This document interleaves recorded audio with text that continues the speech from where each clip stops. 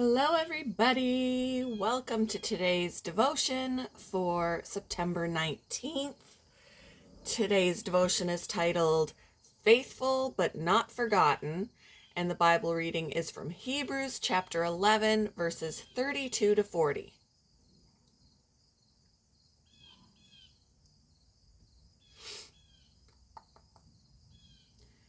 And what more shall I say? I do not have time to tell about Gideon, Barak, Samson, and Jephthah,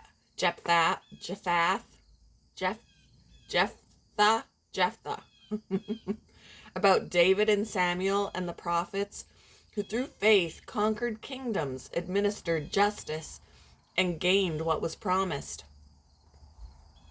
who shut the mouths of lions, quenched the fury of the flames, and escaped the edge of the sword, whose weakness was turned to strength, and who became powerful in battle and routed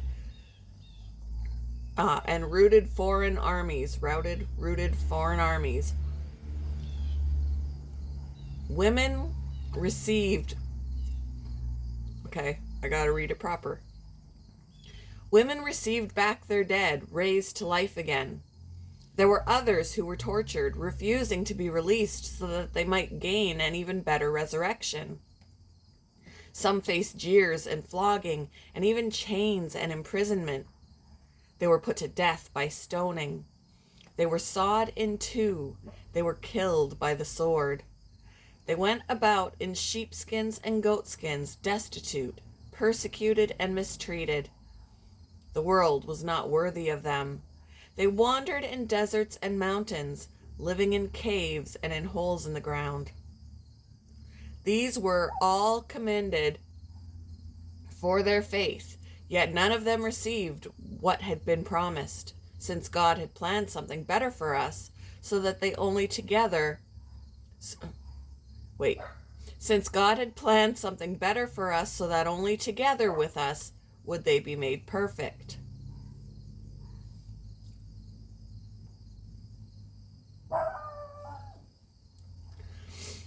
As he was growing up, Sean knew little about what it meant to have a family. His mother had died and his father was hardly home. He often felt lonely and abandoned. A couple who lived nearby, however, reached out to Sean. They took him into their home and got their children to be big brother and big sister to him, which gave Sean assurance that he was loved. They also took him to church, where Sean, now a confident young man, is a youth leader today.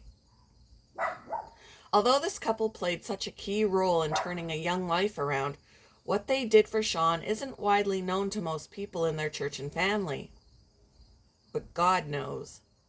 And I believe their faithfulness will be rewarded someday, as will those listed in the Bible's Hall of Faith. Hebrews 11 starts with the big names of Scripture, but it goes on to speak of countless others we may never know, yet who were all commended for their faith. And the world, says the writer, was not worthy of them. Even when our deeds of kindness go unnoticed by others, God sees and knows.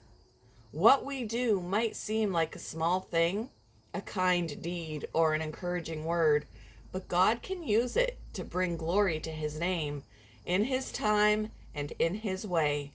He knows, even if others don't.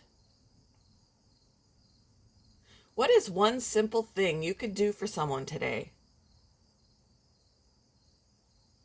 How can you remind yourself that God knows your heart and the work of your hands?